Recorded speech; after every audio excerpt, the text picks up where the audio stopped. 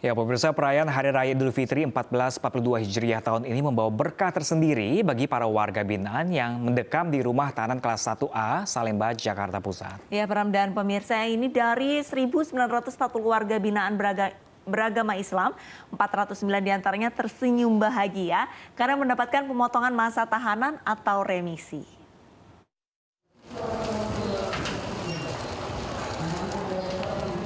Empat warga binaan rutan kelas 1 Salemba, Jakarta Pusat ini langsung sujud syukur setelah menerima remisi khusus 2 atau langsung bebas. Total, ada 8 warga binaan yang menerima remisi langsung bebas dan bisa merayakan Lebaran di rumah. Hal ini karena mereka lolos dalam seleksi yang telah ditetapkan, di antaranya berkelakuan baik selama menjalani masa tahanan. Selain itu, ada 409 warga binaan beragama Islam yang mendapat pemotongan masa tahanan, mulai dari 15 hari hingga 3 bulan namanya. Orang yang hari ini setelah mendapatkan remisi langsung pulang bersama bertemu dengan keluarganya. Dan itu kami ucapkan selamat kepada mereka yang hari ini setelah mendapatkan remisi langsung bisa berkumpul dengan keluarga. Pihak rutan berharap para napi yang telah selesai menjalani masa tahanan dapat terus berkelakuan baik dan tidak lagi mengulangi kesalahan yang sama. Dari Jakarta Pusat, Rani Sanjaya, iNews melaporkan. Kerinduan terhadap keluarga dirasakan warga binaan Cipinang dan Bulak Kapal, Bekasi, Jawa Barat. Yang ini namun karena pandemi COVID-19, lagi-lagi mereka harus rela melepas rindu dengan keluarga hanya dengan video call.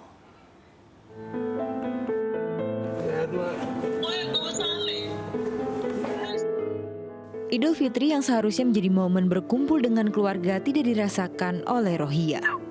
Ia hanya bisa menahan rindu pada anaknya yang tengah jalani hukuman di Lapas Kelas 1 Cipinang Melayu, Jakarta. Besar harapannya ingin bertemu dan menyuguhkan makanan untuk anaknya Pupus setelah petugas lapas tak mengizinkan ia bertemu langsung dengan anaknya karena pandemi COVID-19. Pertemuan antara Rohia dan anaknya hanya lewat layar ponsel. Sedih hati saya kayaknya. Jadi setiap malam saya nangis. Ini lagi hari raya Idul Fitri. Pengen saya kumpul sama anak-anak. Pengen saya juga bersambung sama anak-anak saya. Begitu aja sih. Rasa kangen tuh kangen bener sama anak. Kadang anak saya telepon nangis pengen ketemu mama. Katanya kangen sama mama, pengen peluk. Begitu. Dalam Lebaran kali ini ada 1.067 napi mendapat remisi atau pengurangan masa tahanan dan 2 napi diantaranya langsung bebas.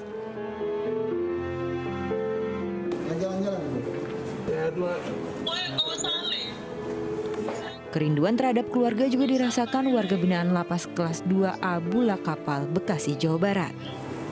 Mbak sehat? Bapak udah ngabarin? Tangis para tahanan pecah saat diizinkan untuk melepas rindu dengan keluarga walau hanya virtual. Larangan bertemu langsung juga diterapkan di Lapas Bekasi untuk mencegah penularan COVID-19. Dari Lapas Bulak Kapal Bekasi memberikan remisi kepada 648 warga binaan. 4 diantaranya langsung bebas. Remisi diberikan setelah napi menjalani masa tahanan minimal 6 bulan. Dari Jakarta dan Bekasi, Jawa Barat, Tim Liputan iNews melaporkan. Sementara itu, pemirsa, seorang ustadz meninggal dunia saat sedang mengisi khutbah Idul Fitri di Kalikotes, Klaten. Ia terjatuh di mimbar saat sedang khutbah kedua.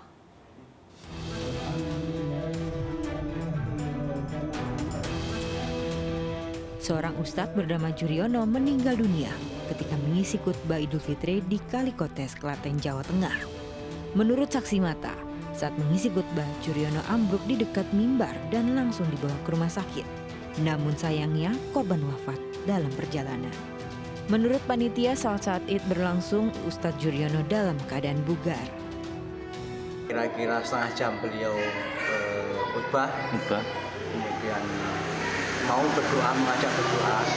Nah, saat itulah ketika mengajak berdoa kemudian tidak bisa lanjut. Oh, berarti dia jatuh ke depan.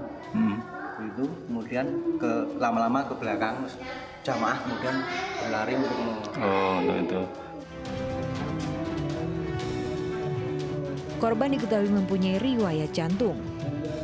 Selanjutnya jenazah dimakamkan di TPU Klaten, Belangwetan, Klaten Utara.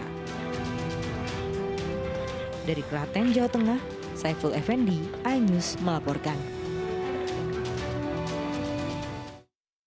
Seorang pemuda di Sidoarjo, Jawa Timur tiba-tiba kesurupan di tengah jalan raya saat warga sedang menunaikan ibadah sholat Idul Fitri. Nah, ini pemuda tersebut, pemirsa, juga sempat mengamuk dengan mengayun-ayunkan sebilah bambu ke petugas.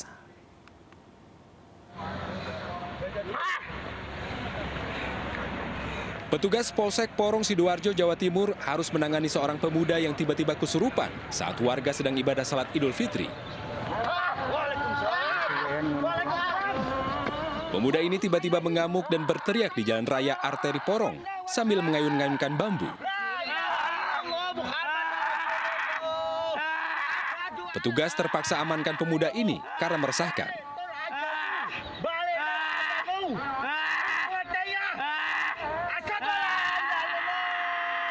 Ternyata setelah sampai TKP itu bukan ngamuk, kesurupan. Lalu anggota dengan sigap memberikan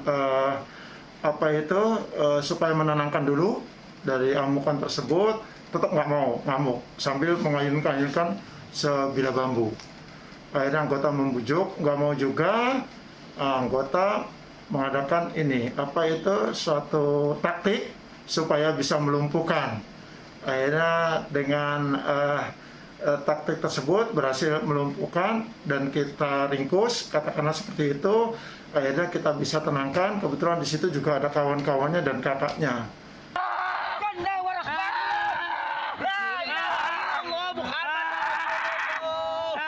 Beruntung saat kejadian warga sedang ibadah salat Id sehingga tidak mengganggu.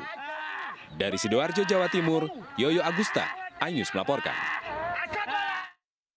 Sementara itu, pemirsa, di Sidoarjo, Jawa Timur, pemilik rumah memilih tidak menerima kunjungan halal bihalal saat pandemi COVID-19. Ya, dan sebagai bentuk rasa syukur di hari kemenangan, seorang warga menyediakan angpau lebaran yang ditempel di pagar rumah dan boleh diambil oleh siapapun.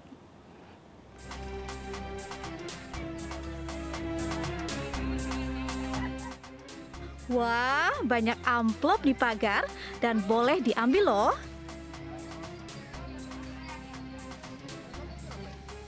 Ada 300 amplop uang berisi Rp5.000 hingga Rp50.000 yang ditempelkan di pagar selama 2 hari. Ya, Trisnadi dan keluarganya punya cara unik untuk berbagi rezeki di hari Idul Fitri. Karena masih pandemi, ia menempelkan amplop angpau lebaran di pagar rumahnya. Bu, senang Bu ambil itu Bu? Senangnya kenapa Bu? Ada uang. Ada uangnya ya? Senang banget. Senangnya gimana Bu?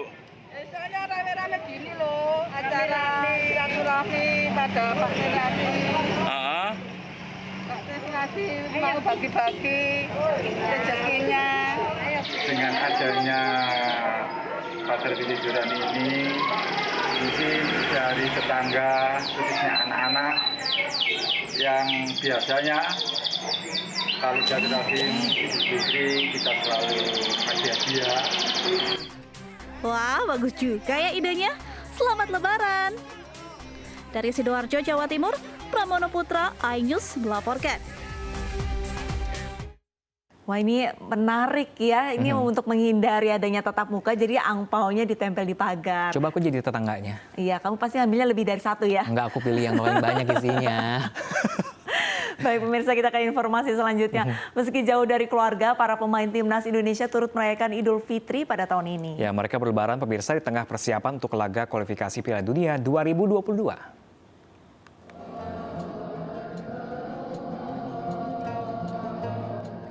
Seluruh pemain dan ofisial timnas Indonesia merayakan suasana Idul Fitri yang berbeda. Mereka berlebaran dalam masa pemusatan latihan di Jakarta untuk laga kualifikasi Piala Dunia 2022. Meski tak berlebaran bersama keluarga, para pemain tetap antusias. Rayakan lebaran, mereka ikut salat Idul Fitri dan bersilaturahmi di hotel tempat jalani pemusatan latihan sebelum kemudian menikmati hidangan khas lebaran. Sama keluarga itu memang ada rasa sedih lah, tapi kita harus kesampingkan itu semua karena ada tujuannya lebih penting, bahwasanya kita akan bertanding di Uni Emirat Arab. Misi kita adalah ingin membahagiakan keluarga dan masyarakat Indonesia. Timnas akan terbang ke Uni Emirat Arab pada 17 Mei untuk jalani sisa laga kualifikasi Piala Dunia 2022. Selain jalani laga kualifikasi, mereka juga akan jalani laga uji coba lawan Afghanistan dan Oman.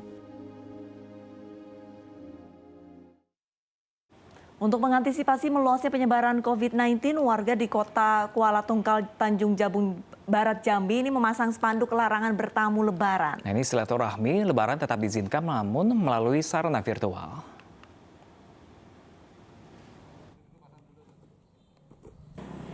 Satgas COVID-19 dari Tanjung Jabung Barat, Jambi dibantu pengurus lingkungan setempat memasang spanduk di jalan utama serta di depan pagar rumah warga.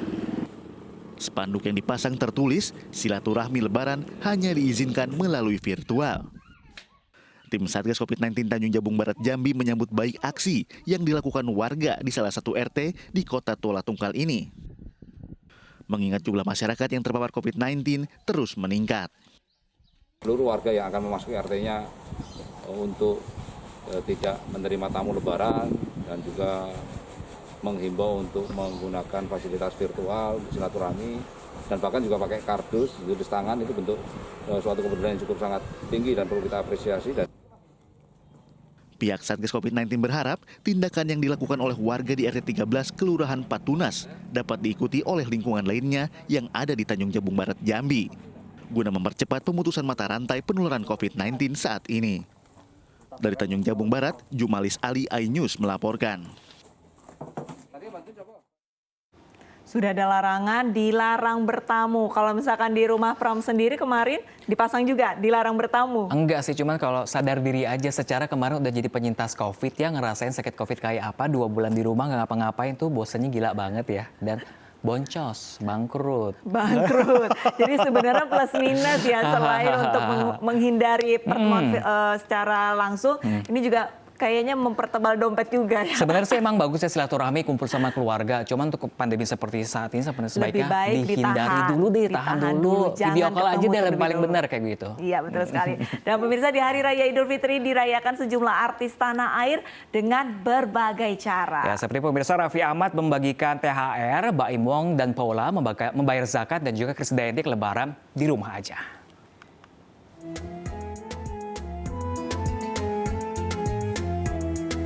Hari Raya Idul Fitri tahun ini harus dilewati penyanyi Krisdayanti tanpa kehadiran suaminya Raul Lemos. Raul dalam beberapa bulan ini ada di Timor Leste dan tidak bisa datang ke Jakarta karena perbatasan ditutup. Lebaran tahun ini Krisdayanti juga mengatakan hanya akan di rumah saja tanpa ada open house karena larangan dari pemerintah. Krisdayanti hanya akan menerima keluarga dekat karena mengkhawatirkan kondisi ibunya yang kini tinggal di rumah bersama Krisdayanti. Alhamdulillah saya nggak pernah sangka putra-putri saya juga bisa full puasanya, walaupun kehadiran ayahnya belum bisa hadir, tapi mudah-mudahan kita juga melatih diri kita ya untuk tidak terlalu besar ekspektasi di hari raya ini ya. Yang penting kita semua udah bersyukur, penuh dengan doa dan cinta karena kita masih bisa berkumpul dengan keluarga inti di rumah saja. Jadi saya juga menghimbau semua masyarakat untuk juga bisa tetap melakukan protokol kesehatan karena kita tetap berhadapan dengan virus COVID-19 ini nggak kelihatan di depan mata. Sementara pasangan selebriti Raffi Ahmad dan Nagita Slavina turut berbagi kebahagiaan dengan karyawannya. Di Hari Raya Idul Fitri, Sultan Andara ini menyiapkan parsel lebaran yang isinya bisa dibilang cukup mewah. Ada yang mendapat uang tunai, pakaian, hingga telepon genggam mewah.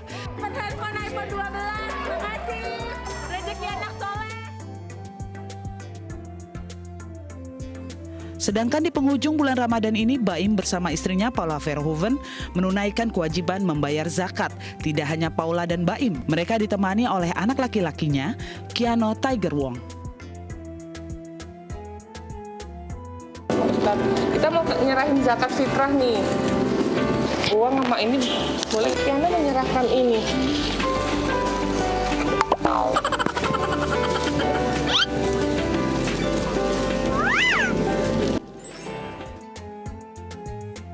Hari Raya Idul Fitri tahun ini dirayakan umat Islam secara berbeda karena adanya pembatasan kegiatan oleh pemerintah. Hal ini seiring dengan kasus pandemi COVID-19 yang belum melandai.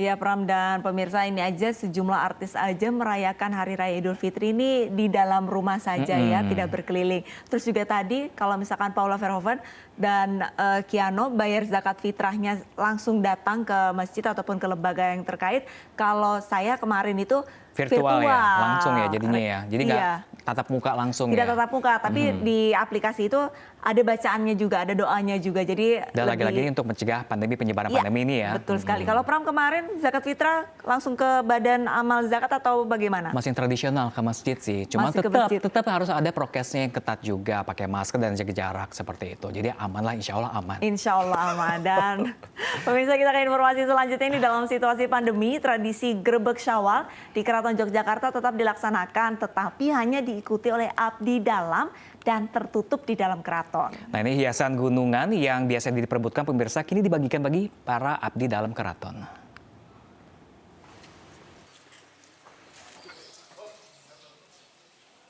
Tradisi Grebek Syawal dalam perayaan Idul Fitri yang biasanya digelar terbuka untuk umum, kini hanya diikuti oleh keluarga Sultan Hamengkubuwono ke-10 dan para abdi dalam keraton. Dengan tetap mengacu pada protokol kesehatan, Grebek Syawal dilaksanakan di dalam komplek keraton. Ini merupakan kali kedua digelar di dalam keraton sejak pandemi corona melanda tahun lalu. Grebek Syawal merupakan simbol sedekah raja. Biasanya gunungan berisi hasil bumi diarak di alun-alun utara dan kemudian diperebutkan warga di Masjid Gede karena dipercaya membawa berkah. Nah, sekarang upacara hanya diadakan di dalam cepuri keraton. Tetapi tetap dikirim ke Pakualaman dan dikirim ke Pemda di Kepatihan. Sedangkan di Masjid Gede ditiadakan karena menghindari kerumunan. Karena biasanya gunungan yang dibawa di Masjid Gede itu selalu masyarakat menggerebek merayah. Dalam Grebek Syawal kali ini, Keraton Yogyakarta membagikan rengginang berbentuk bunga kepada seluruh abdi dalam dan dikirim ke kantor Pemda DIY dan Puro Pakualaman. Selama Idul Fitri, wisata keraton ditutup mulai hari ini hingga besok Jumat. Dari Yogyakarta, Gunanto Farhan, iNews melaporkan. Ya, pemirsa, terjadi peningkatan jumlah kendaraan yang akan mudik di ruas tol Jakarta Cikampek di hari perayaan Idul Fitri. 2.000 lebih kendaraan diputar balikan petugas karena tidak mengantongi dokumen syarat melakukan perjalanan.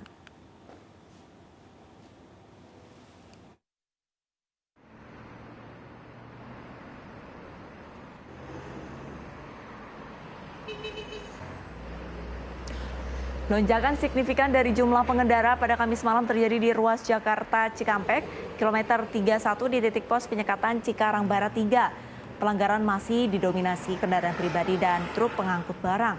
Mereka yang melanggar sanksi berupa diputarbalikan ke Jakarta dan di gerbang tol Cikarang Barat 3.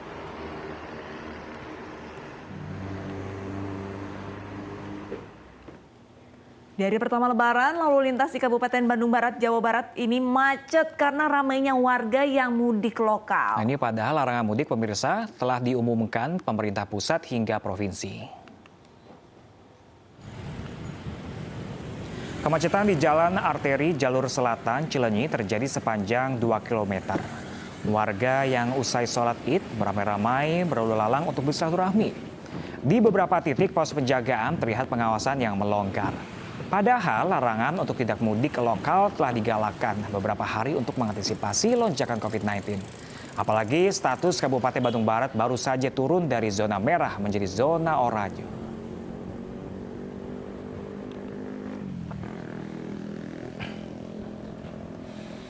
Nah, pemirsa, bermaksud menghindari posko penyekatan, 4 pemudik nekat menyewa sebuah perahu untuk melewati sungai dari Kampar Riau menuju Kabupaten 50 Kota Sumatera Barat. Naas, perahu yang ditumpanginya ini justru terbalik dan 3 pemudik dilaporkan hilang.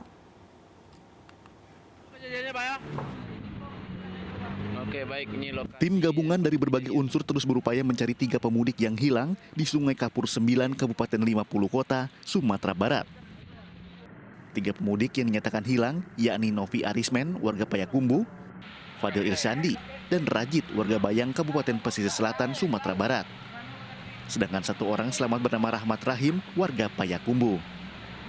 Sebelumnya, 4 warga Sumatera Barat ini mudik dari Riau ke Payakumbuh dengan menyewa perahu untuk menghindari penyekatan. Nahas, saat berada di sekitar daerah Muara Paiti, Kapur 9, Sumatera Barat, perahu yang ditumpanginya terbalik saat arus deras. Batu so yang mana, Pak Pri? Tepi kejadian itu apa tepi? Tepi masing-masing lubuk enggak? Upaya yang dilakukan sampai saat ini yaitu dengan melakukan pencarian menggunakan perahu warga. Ada juga yang menggunakan 2 jalur yaitu darat kiri dan kanan. Pencarian melalui jalur darat dan sungai juga melibatkan tim SAR dari Provinsi Riau. Dari Kabupaten 50 Kota Sumatera Barat, Agung Sulistyo, iNews melaporkan. Pemirsa, informasi tadi sekaligus mengakhiri jumpa kita dalam iNews Pagi. Saya Arlisa Hadi. Dan saya Pram Senjaya. Pemirsa, undur diri. Terima kasih atas kebersamaan Anda. Tetap jaga kesehatan, jaga jarak dan pakai maskernya ya. Selamat Lebaran dan sampai jumpa.